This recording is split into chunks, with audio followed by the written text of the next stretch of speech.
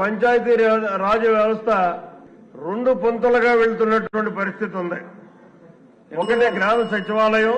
నెహ్రూ గారు సభ్యులు చాలా అసహనంగా ఉన్నారు. సార్ అర్థం చేసుకో సార్, కూర్చోమంటే కూర్చుంటాను, నాకు ఇబ్బంది లేదు. కూర్చోమను, ఫినిష్ చేయమంటున్నాం అంతే.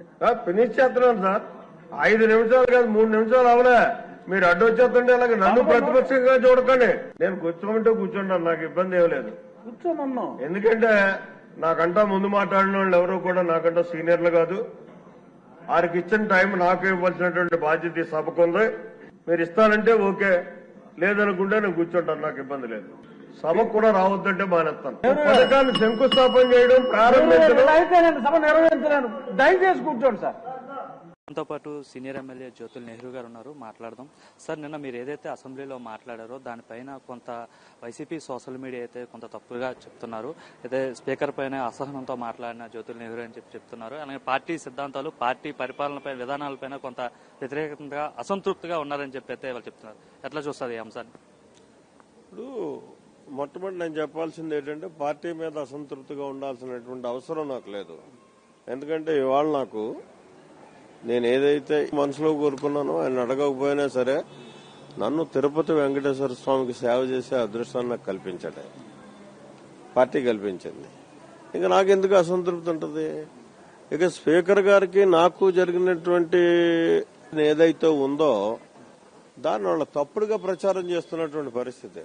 మా ఇద్దరికి ఏంటంటే, స్పీకర్ గారు అక్కడ నా తర్వాత ఫైనాన్స్ మినిస్టర్ క్లోజ్ చేయాలి, ఇంకొక 2-3 ఉన్నారు నా తర్వాత మాట్లాడాల్సిన వాళ్ళు. ఫైనాన్స్ మినిస్టర్ సమాధానం చెప్పాలి, తర్వాత సీఎం గారు సమాధానం చెప్పి ఢిల్లీ వెళ్ళాలి. ఆయన ఆతృతది టైం సేవింగ్ కోసం తక్కువ మాట్లాడించుకోని క్లోజ్ చేసుకోవాలనే ఆలోచనతో ఆయన ఉన్నాడు. నేను అనుకున్న దాన్ని అంతటినీ కూడా చెప్పాలి, నా ఉద్దేశాన్ని క్లియర్గా చెప్పాలి అనేటటువంటి విధానంలో నేను ఉంటాను.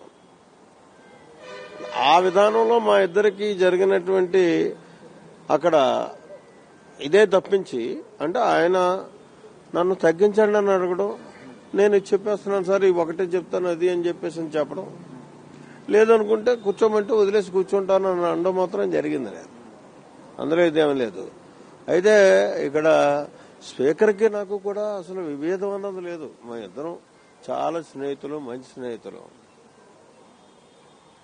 ఆయన నా మీద ఉండేటటువంటి చనువుతోటి మీరు ఆగాలి అంటాం, నేను ఆయనతో ఉండేటటువంటి చనువుతోటి నన్ను పూర్తిగా చెప్పనివ్వండి, దానికి అర్థం రావాలి కదా నా ఆలోచనకి అని చెప్పేసి నేనడం, అంతే జరిగింది తప్పించి ఎక్కడా కూడా విభేదం అన్నది లేదు, అసంతృప్తి అన్నది అసలు లేదు.